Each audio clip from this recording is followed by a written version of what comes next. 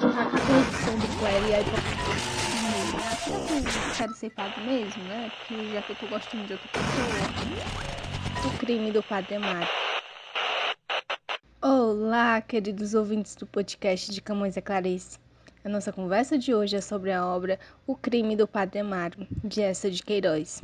Nesse romance, intitulado mais na fase do naturalismo, Eça de Queiroz ataca a corrupção do clero e a hipocrisia da média burguesia portuguesa. E aí, ficou curioso para saber o que a gente vai comentar hoje aqui?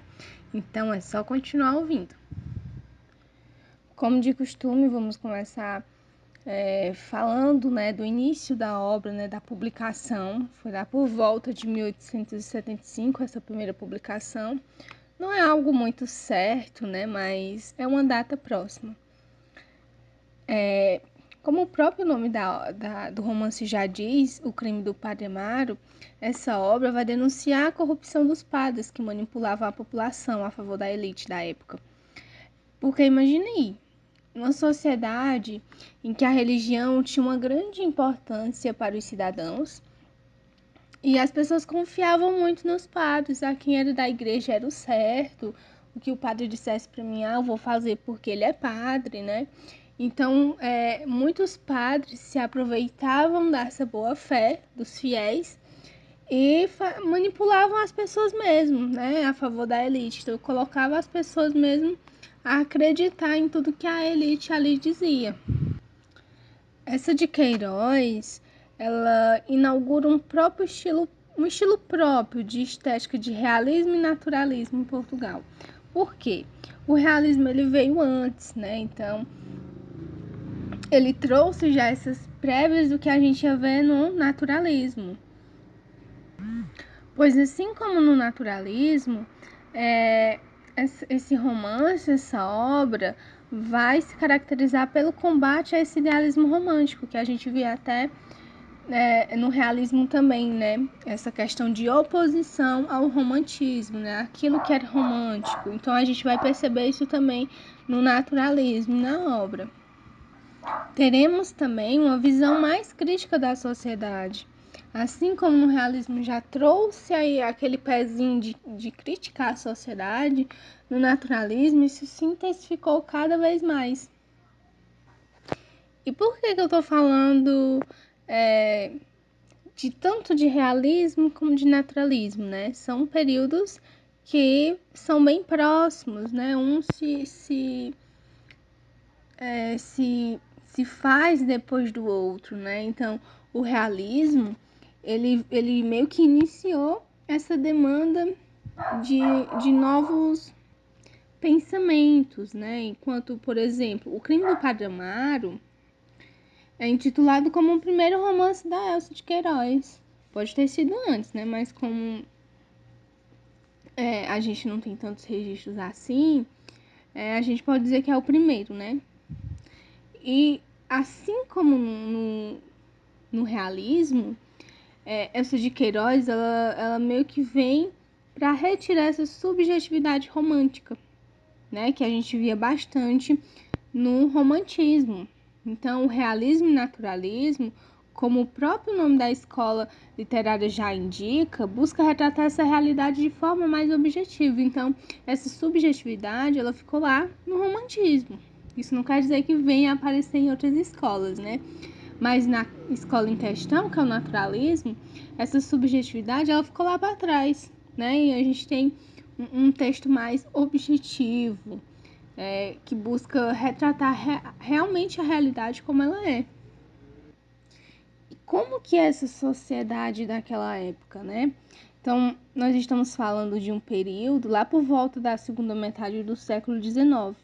Então, é um período que o Ocidente vivia muitas transformações, como a Revolução Industrial, né? O cientificismo, por exemplo, passou a predominar. Muitas correntes filosóficas, como a gente viu até no realismo também, né? Que foram importantes porque influenciaram, como o positivismo, o determinismo, o evolucionismo de Darwin, o socialismo, o científico de Marx e Engels. Então, nessa perspectiva racionalista e materialista, levou os intelectuais a estudar o impacto dessa industrialização. Então, passou a ser discutido as desigualdades, como que essas mudanças impactaram a vida das pessoas daquela época. Então, nós tivemos, através dessas revoluções e de todos esses acontecimentos da época, uma nova classe, ela surgiu, né? Que é uma classe mais oprimida pela burguesia, que é o proletariado. E quem que representava esse proletariado da época, né? Eram as pessoas mais pobres, né? Eram os trabalhadores assalariados, os pobres da época. Então, eram aquelas pessoas que permaneciam naquela condição por causa do pouco que elas recebiam, né? Elas não tinham oportunidades de crescer na vida. Então, aquele proletariado são aquelas pessoas mesmo de baixa condição mesmo. E o que esses autores dessas épocas, não dessa época, que nós estamos falando dessa época em questão, o que os autores dessa época passaram a fazer, né?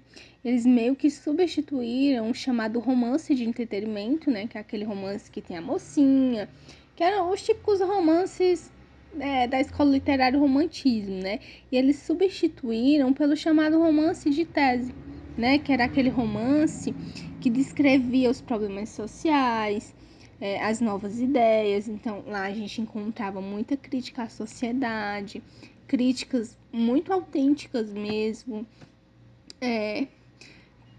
críticas que se voltavam para a base da sociedade burguesa, do Estado, da igreja, a família. Então, esse romance de tese, ele começou a ganhar grande força aí, nessa época.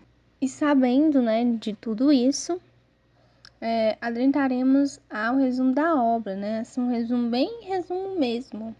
Né? Se você quiser saber mais os detalhes que são mais importantes, é interessante ler a obra por completo, né? Mas a obra ela tem como espaço a cidade de Leiria, que ficava lá em Portugal. José Miguel era o pároco da cidade que tinha falecido, e com isso convocaram um novo pároco, né, que era Amaro, que ele foi recebido por as famílias da cidade. Nós temos a personagem Dona Joaneira, que era mãe de Amélia, né, que ela tinha uma pensão, e aí ela já era noiva, né, de João Eduardo, e ela começa a se envolver com o Amaro, né, o padre Amaro. Então ele passava a fazer visitas para ela na casa dela, então eles começavam a trocar olhares, então o João Eduardo já começou a desconfiar ali, né, que tinha alguma coisa. Aí, por toda uma questão assim de ciúmes, né, João Eduardo, ele publicou no Jornal da Cidade um comunicado que dizia assim: os modernos fariseus, né, que nesse comunicado ele escrevia sobre o que Padre Amaro, tipo as pretensões de Padre Amaro em relação à quebra do celibato. Então, ele falou ali que realmente, né, tinha ali uma intenção de quebrar esse celibato mesmo. E o que é quebrar esse celibato, né? Celibato é quando a pessoa se compromete em não se casar ou em também não ter relações sexuais com outra pessoa. Então, essa questão do celibato é uma prática muito comum entre os religiosos, né, entre os padres. Agora, imagine aí o escândalo para a época, né? Um padre querer quebrar o seu celibato. Ainda hoje é um escândalo, né? Mas vocês acham que João Eduardo se contentou só em publicar aquilo? Não, ele ainda deu um soco, né, no Amaro. E ele acaba ficando desempregado e vem para o Brasil. E enquanto a Amaro e a Amélia, eles ficaram cada dia mais apaixonados e era aquela paixão muito ardente. E eles passaram a se encontrar às escondidas, né? E isso era muito assim na cabeça do Amaro, porque ele passou até a duvidar da vocação dele, né? Ah, será que eu quero ser padre mesmo, né? Porque já que eu tô gostando de outra pessoa, né? Então, passou aí a ter um conflito na cabeça dele. E vocês acham que acabou por aí? Não. né? Eles tiveram relações e a Amélia acaba engravidando, né? Então, foi assim uma situação bem embaraçosa, porque ele queria continuar sendo padre ainda. Então a Amélia acaba indo para casa da dona Josefa, né, que era a irmã dele, e ela ficava lá no interior, né? Então, enquanto ela não tinha um neném, né, pra barriga dela crescer as pessoas não ver, ela ficou lá nesse interior. E quando a criança nasceu, o Amaro, ele entregou o filho dele para uma família que tinha a fama de matar bebês, né? Então, quando o filho do casal some, eles desconfiam que o neném esteja morto, né? Que o bebê morreu. A Amélia, tadinha, ela ficou assim, muito arrasada, né, com o sumiço do filho, porque ela não conseguia ficar longe do filho dela. Então, assim, de tristeza mesmo e preocupação, ela acaba falecendo. E Amaro, ele resolve deixar a cidade, mas ele nunca abandonou a profissão, né? Ele não abandonou a profissão. Então, o resumo da história é basicamente esse. E agora vocês conseguem entender por que essa obra é tão polêmica, né? Por que chocou a Igreja Católica, a sociedade da época de Portugal. Então, apesar de ter sido uma obra bem antiguinha, né? Esses burburinhos de que padres pulavam a cerca, de que não estavam fazendo o seu trabalho direito, já era comum naquela época, né? Hoje em dia a gente também tem algumas notícias bem desagradáveis também neste nível, mas pra gente ver, né, que essas coisas aconteciam desde aquela época ali também. Então era uma grande crítica à Igreja Católica da época, né, que em boa parte das vezes eles preferiam acobertar, né, do que deixar a notícia correr solto. Caracterizando já o romance, nós percebemos que a narrativa ela é em terceira pessoa e o narrador ele tem onisciência. E o que é isso, né? O que é esse narrador onisciente?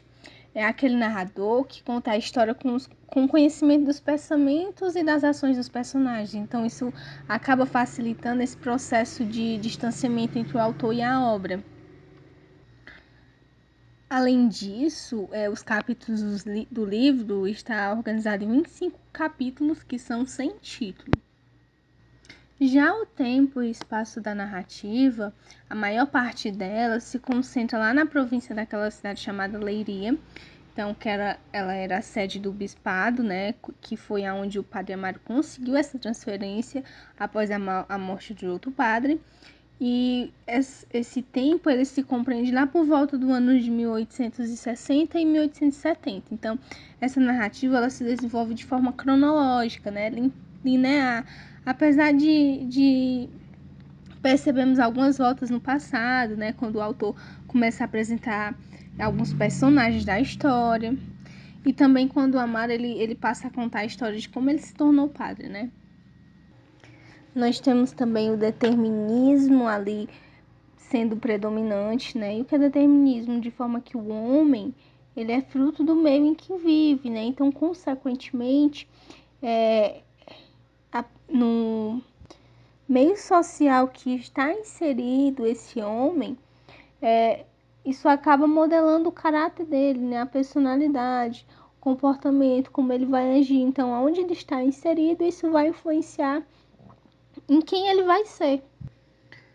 Apesar de ter sido uma obra muito marcante para a época, né, para os padrões da época, ele recebeu muitas críticas, né, porque tinha um conteúdo muito relacionado com a paixão, com a sexualidade, com a sensualidade, o egoísmo, o celibato, né, o poder eclesiástico. Então, tinha diversas questões a serem criticadas ali.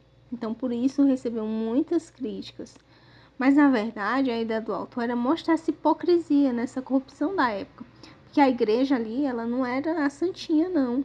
Né? A igreja ela tinha suas falhas muito grandes, né, por sinal. E ainda tem, hoje em dia ainda tem. Mas a sociedade daquela época, a burguesia, ela predominava, né? Ela tinha um poder sobre o clero também. Ali uma classe se juntava com a outra, né? e os pobres ali que tinham que obedecer. Só para vocês verem como essa questão do clero tinha muita influência na vida das pessoas, Amaro ele foi pro seminário quando ele tinha 15 anos de idade. Ele não queria nem ser padre, né? Mas porque na época os preceitos cristãos estavam acima de tudo. Então, enquanto hoje em dia é muito difícil você ver um filho virando padre, naquela época era uma coisona, né? Seu filho ser um padre, e eles faziam de tudo para que isso acontecesse, até porque quem era do clero, né, tinha grandes prestígios também, né? E por isso que naquela época ser cristão acima de tudo influenciava muito também nessa questão. Acredito que foi até por essa ida ao seminário sem vontade, né, por ele ter ido sem a vontade dele, ele acabou se entregando aos desejos carnais, né? Ele foi ser padre, né, lá como diziam as leis lá do seminário, cumpriu tudo direitinho, mas quando ele saiu, ele tinha aqueles desejos carnais, talvez porque ele não tinha essa vocação, né, muito dele mesmo, foi porque ele estava sendo obrigado.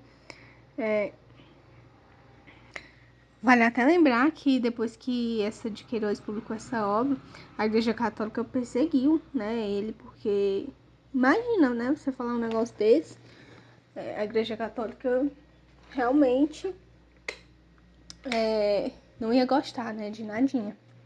Inclusive, nós temos até um trecho que fala sobre esse pensamento contínuo de Amaro em Amélia, né? Então, ele passava até a esquecer que era padre, né? O trecho diz o seguinte: ao pé dela, muito fraco, muito langoroso, não lhe lembrava que era padre. O sacerdócio, Deus a sé, o pecado ficava embaixo.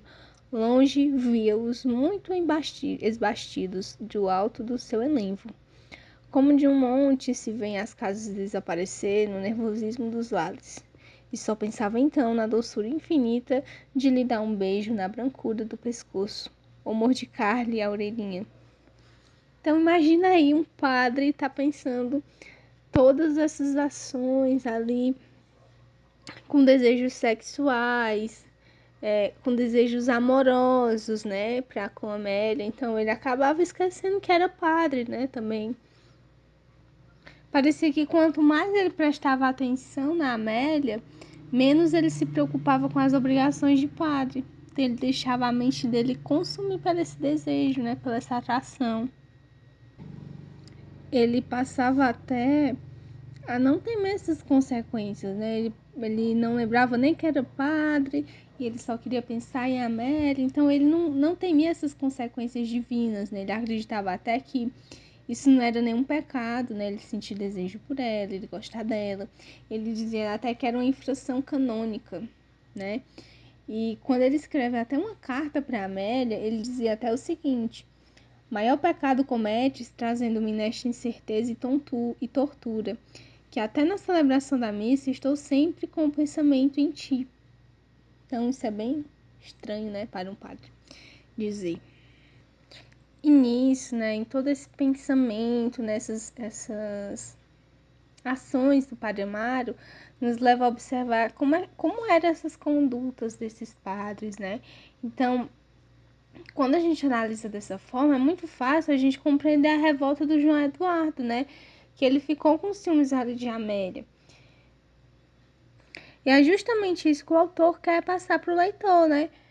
Ele quer colocar essas críticas, essas acusações do clero, na voz das outras personagens. Então, bem no começo, é através dessa voz do povo que a gente descobre que o padre morreu. Que aquele padre que morreu lá no início, ele era mal visto pela sociedade, porque ele era muito guloso, né?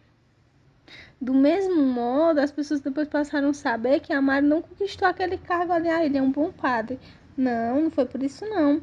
Foi por causa do estatuto social da madrinha dele, que era uma marquesa. Então ele foi ali indicado. Então aí a gente percebe que já começou errado, né? Ele já não queria ser padre, né? Então, essa de Queiroz colocou muito bem essa questão do pecado da carne. Então, o protagonista ele sempre rejeitou ser padre, sempre quis ter uma família. Então, quando ele tem essa paixão por Amélia, e principalmente quando ele descobre que o padre mais velho, que era o Dias, ele tinha um relacionamento secreto com a Joaneira, então ele diz assim, se aquele padre tem uma relação com a mulher, eu também posso ter, e não tem nada de errado nisso, né? Ele dizia assim, né? Talvez ele pensava assim. Temos, inclusive, um trecho que representa muito bem essa questão da carne, né? Do pecado da carne. A noite caíra como uma chuva fina. Amaro não sentia caminhando depressa, cheio de uma só ideia deliciosa que o fazia tremer. Ser o amante da rapariga. Como um cônego era amante da mãe. Imaginava já a boa vida escandalosa e regalada. Então, imagina aí um padre da época falar um negócio desse, né? É bastante complicado, né? Por isso que a Igreja Católica ficou bem alterada quando essa de Queiroz publicou o crime do Padre Amaro. Então, se a gente for realmente falar sobre todas essas questões, esses trechos, esse podcast ficaria bem extenso, né? Mas a obra em si, o romance em si, ele é bem fácil de compreender, né? A escrita é bem objetiva. E essas questões sociais estão bem escancaradas, né? Para o leitor mesmo descobrir. E você vai acabar se surpreendendo quando lê. Eu, pelo menos, me surpreendi, né, com Amaro. Ele tem ali um momento de revolta com a Amélia, né? Então ele não é esse bonzinho que a gente acha que ele é. Se você quiser saber, assim, a obra por completo, né, é interessante lê-la. E o sucesso é tão grande, né, que prova disso. Nós temos muitas representações contemporâneas que reescrevem essa história do contexto português atual. Nós temos até o filme de Carlos Coelho da Silva, do ano de 2005, né, que é o crime do Padre Amaro, né, que é uma representação da história de amor e desejo, que é uma representação mesmo do romance que foi publicado naquela época, né, foi bem aceito. Já assisti também, é muito bom. Então é isso, pessoal. Se vocês tiverem gostado, dá aquele like, compartilha e escrevam aí nos comentários os questionamentos que vocês mais gostaram, o que faltou. E é isso. Até o próximo episódio. Tchau!